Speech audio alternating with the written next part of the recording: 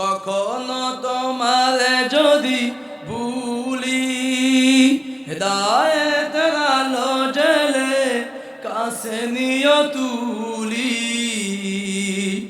কখনো তোমারে যদি ভুলি, হেদায়েতের আলো জ্বেলে কাছে নিও তুলি। ঠাই দিও প্রিয়তম, ঠাই দিও প্রিয়তম, ও হে দয়াময় তুমি রহমান, তুমি মেহেরবান। লা ইলাহা ইল্লাল্লাহ। যদি বলেন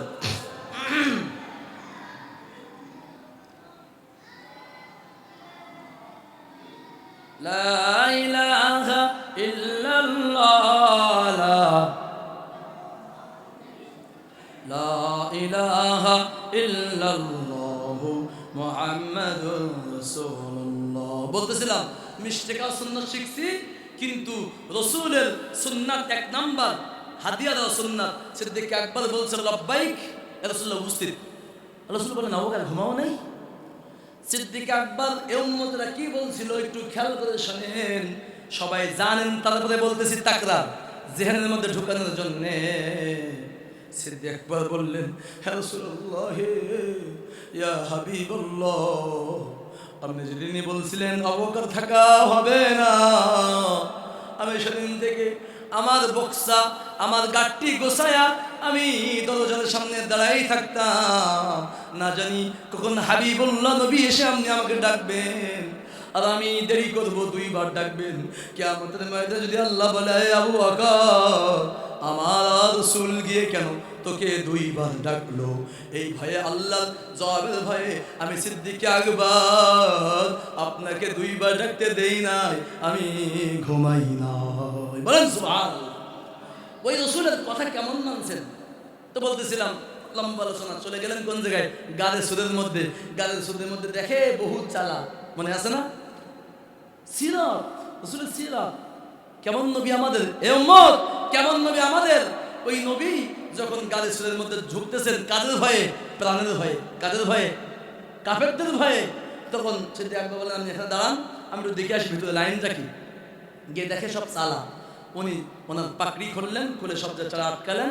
একটা চালা বাকি ছিল, ওই জায়গাটা ছিল পাহাড়ের চূড়ায় ছিল, গাড়ি হীরা।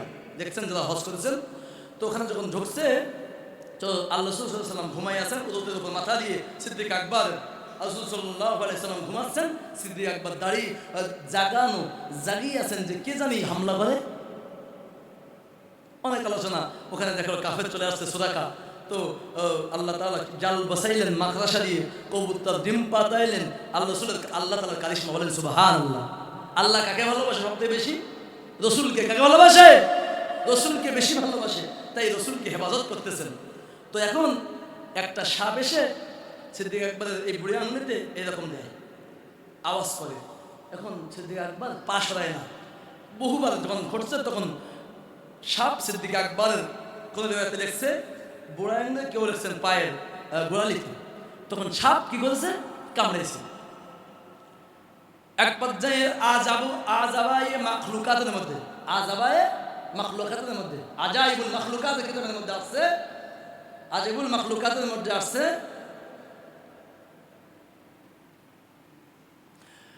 খুব খেয়াল করেন। এর যারা তাবারক নেবেন সবাই মসজিদে চলে আসেন, তা নাহলে কিন্তু আমি গুনে গুনে তাবারক দেবো। আমি কিন্তু অন্যরকম হুজুর, এ কঠিন হুজুর। তাবারক নেবেন না, এখানে সেখানে দাঁড়াবেন, মসজিদে আসেন, তাহলে তাবারক হবে না। কিন্তু আলোচনা অল্প সময় শেষ করে দেবো। এর জন্য যারা ছেলে যুবকরা যারা যেখানে আছেন মসজিদে চলে আসেন, আমি দোয়া করবো, তাবারক হবে। দোয়ার সময় কিন্তু গেট বন্ধ থাকবে, দোয়ার আগে আসতে হবে, দোয়ার সময় কিন্তু গেট বন্ধ করে দেওয়া হবে। এই জন্য আমরা গেটের মধ্যে ঢোকেন, তাহলে কিন্তু তাবারক পাবেন না। এই জন্য করে যুবক ছেলেমেয়ে যে যেখানে আছেন সবাই মসজিদে চলে আসেন। এ বলতেছিলাম, কি বলতেছিলাম খেয়াল নেই, দেখছেন কি বলতেছিলাম যেন? ওই সাপে দর্শন করেছে, এত বিষ সাপের মধ্যে। ওই বিষের জ্বালায় সিদ্দিক আকবরের চোখ থেকে একটা পানি রাসূলের মুবারক চেহারা মুবারকের মধ্যে পড়ে গেছে। বলেন সুবহানাল্লাহ। তাহলে বোঝা গেল সিদ্দিক আকবরের চোখ দুইটা রাসূলের চেহারার মধ্যে এভাবে দেখতেছিল। বলেন সুবহানাল্লাহ।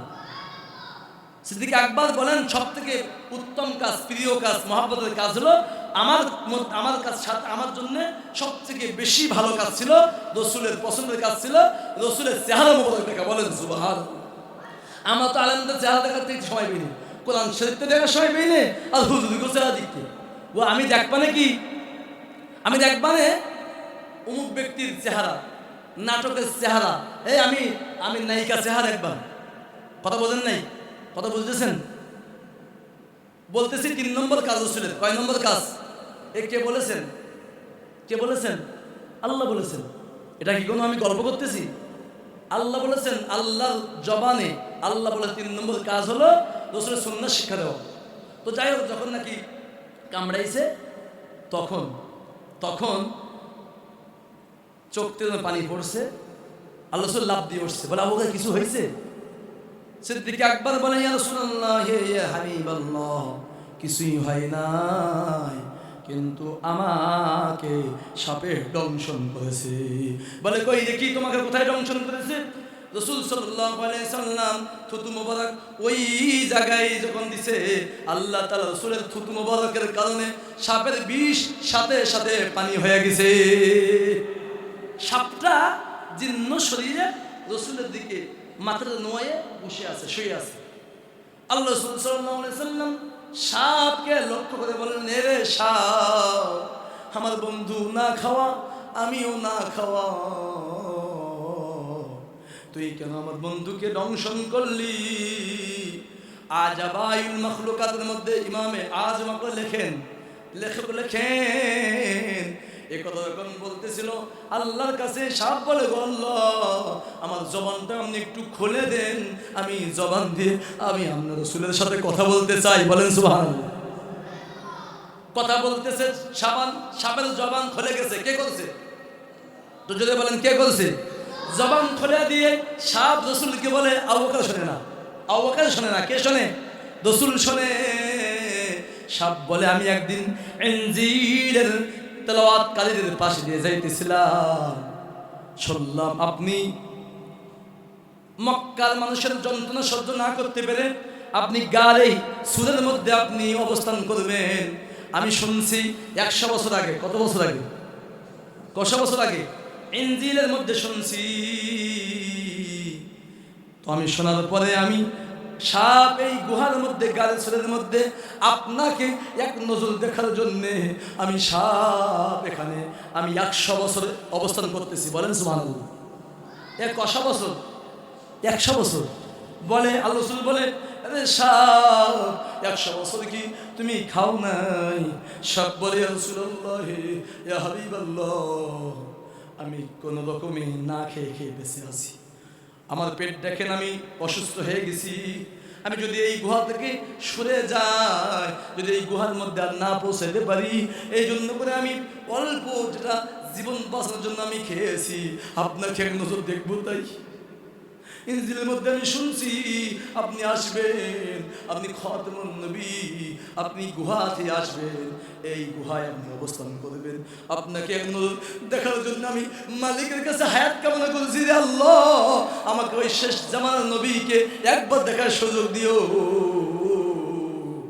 সাপ বলে, ইয়া রাসূলুল্লাহ, আমি আপনার উপর ঈমান আনলাম, আপনি আমাকে মুসলমান করে দেন। বলেন সুবহানাল্লাহ।